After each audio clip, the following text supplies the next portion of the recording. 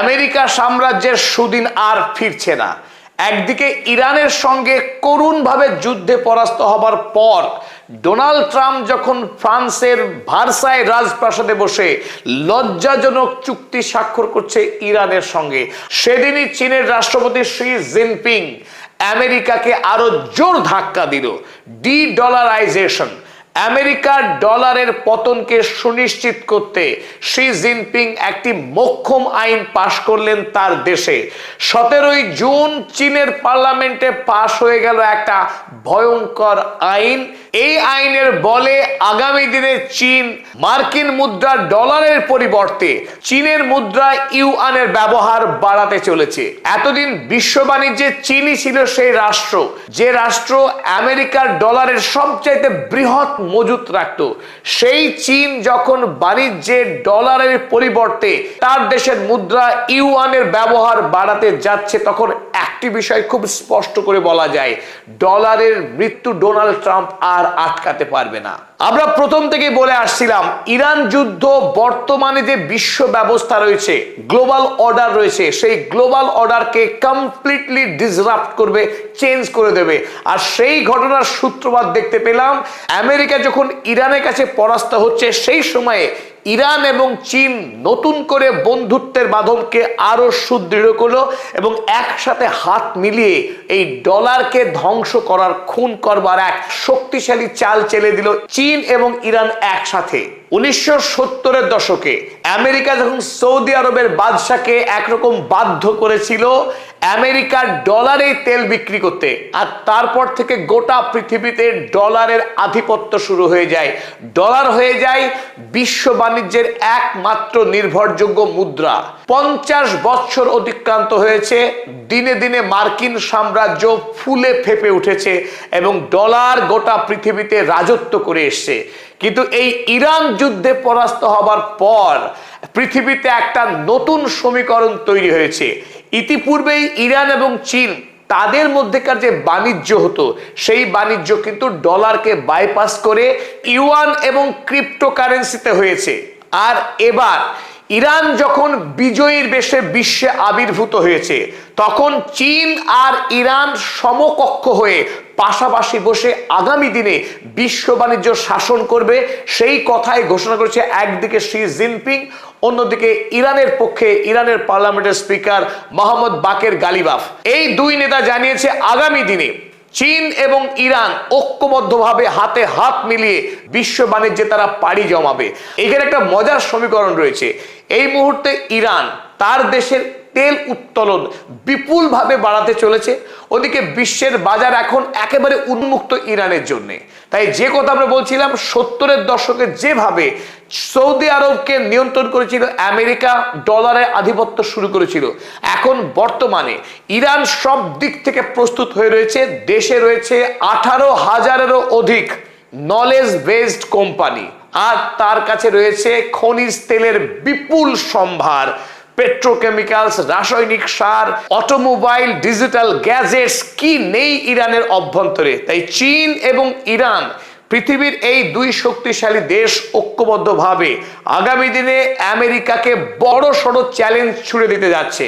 আর তার সবচাইতে গুরুত্বপূর্ণ আইনি পদক্ষেপই নিল শি জিনপিং 17 তারিখে তার পার্লামেন্টে এই আইন পাশ করার মধ্য দিয়ে। আর এই আইনের মাধ্যমে এখন পৃথিবীর নিউ ইয়র্ক যেমন বলা হয় গোটা পৃথিবীর ধনকুবেরদের রাজধানী, the capital of the billionaires, সেই অবস্থাকে বদলে দিয়ে চীন এখন চাইছে সাংহাই শহরকে গোটা পৃথিবীর অর্থনৈতিক রাজধানী বানাতে। এই সাংহাই শহরে অবস্থিত চীনের CIPS আর আমেরিকার যে সুইফট ব্যাংকিং সিস্টেম, পৃথিবীর একটা দেশ অন্য দেশের কাছে যখন মাল কেনাকাটা করে, সেই টাকার আদান প্রদানের যে ব্যবস্থা হয় সুইফট সিস্টেমের মাধ্যমে, সেই ব্যবস্থাকে টাটা বাই বাই জানিয়ে চীন তার নতুন অভিনব আধুনিক শক্তিশালী ব্যবস্থা CIPS যেটা শুরু করেছিল, সেই যাত্রা কিন্তু শুরু হয়েছে চীনের সাংহাই শহরে। আর এই সাংহাই শহরেই চীনের সেন্ট্রাল ব্যাংক অবস্থিত, যে সেন্ট্রাল ব্যাংক ইউয়ানকে নিয়ন্ত্রণ করে, রিনমিনবিকে নিয়ন্ত্রণ করে। তুরস্কের আনাদোলু এজেন্সি চীনের সাউথ চায়না মর্নিং পোস্ট কাগজকে কোট করে তারা একটি খবর করেছে, আমরা দেখুন। China unveils plan to boost yuan's global use. China নতুন পদক্ষেপ গ্রহণ করেছে, আইনি পদক্ষেপ, যে পদক্ষেপের দ্বারা তারা বুস্ট করতে চাইছে ইউয়ানস গ্লোবাল ইউজ। বিশ্ব বাণিজ্যে চীনের যে মুদ্রা ইউয়ান, সেই মুদ্রার ব্যবহার বাড়াতে চলেছে চীন। Strengthen Shanghai as financial hub. চীনের যে সাংহাই শহর, সেই সাংহাই শহরকে বিশ্ব অর্থনীতির রাজধানী করার লক্ষ্য নিয়ে এগোচ্ছে চীন। আর যে আলোচনা আমরা করছি, এই আলোচনা কিন্তু কল্পনা নয়, ভবিষ্যৎ সম্পর্কে আমাদের কোনো ভবিষ্যৎবাণীও নয়, এটা একেবারে বাস্তব ঘটনা। কারণ ডোনাল্ড ট্রাম্প খোদ তিনি নিজেই বলেছেন G7 শীর্ষ সম্মেলনে যে পৃথিবী এখন ধীরে ধীরে ডলারের উপরে বিশ্বাস হারাচ্ছে। যে করেই হোক এখন আমাকে ডলারের উপরে ভরসা আনতে হবে পৃথিবীর বাসীর। সেই উদ্দেশ্যেই তিনি এতদিন ধরে, গত 47 বৎসর ধরে ইরানের বিপুল পরিমাণ টাকা, যে টাকা ডলারে ছিল, বিভিন্ন দেশের জাতীয় ব্যাংকে জমা ছিল, সেই সমস্ত টাকা আমেরিকা এক লহমায় ফ্রিজ করে দিয়েছিল। কারণ সেই সমস্ত টাকাগুলো ছিল ডলারে। ইরান বিদেশে তেল রপ্তানি করে যে টাকাগুলো বিদেশের কাছ থেকে পেত, সেই টাকা যাতে ইরান কোনোদিনই তার দেশে না ফেরাতে পারে, এই জন্যই আমেরিকা তার ডলার সিস্টেম ব্যবহার করে সমস্ত টাকাকে মেরে দিয়েছিল।